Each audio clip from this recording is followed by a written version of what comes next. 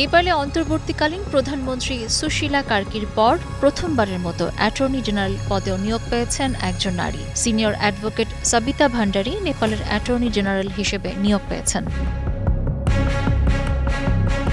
রাষ্ট্রপতি রামচন্দ্র পাউডেল দেশটির নবনিযুক্ত অন্তর্বর্তীকালীন প্রধানমন্ত্রী সুশীলা কার্কির সুপারিশে সাবিতা ভান্ডারীকে এই দায়িত্ব দেন বলে রাষ্ট্রপতির কার্যালয় থেকে জারি করা এক বিজ্ঞপ্তিতে জানানো হয়েছে।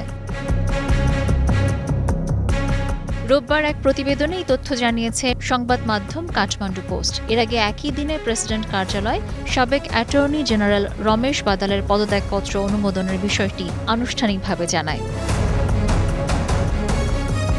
সাবিতা ভান্ডারী তথ্য কমিশনের কমিশনার হিসেবে দায়িত্ব পালন করছিলেন। তিনি আইনবিদ কৃষ্ণ প্রসাদ ভান্ডারীর কন্যা।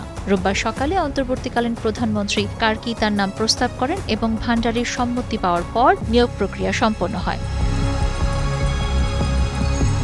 ২৬টি সামাজিক যোগাযোগ মাধ্যম ও বার্তা আদান প্রদানের অ্যাপ বন্ধের সিদ্ধান্তের প্রতিবাদে গত ৮ সেপ্টেম্বর নেপাল জুড়ে শুরু হয় জেন জেড আন্দোলন। তরুণ বিক্ষোভকারীদের সঙ্গে আইনশৃঙ্খলা বাহিনীর সংঘর্ষে ৭০ জনের বেশি মানুষ নিহত হন।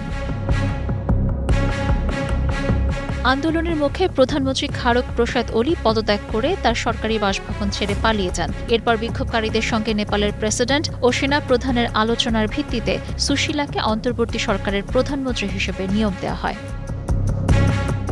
Sabina Sultana, star news.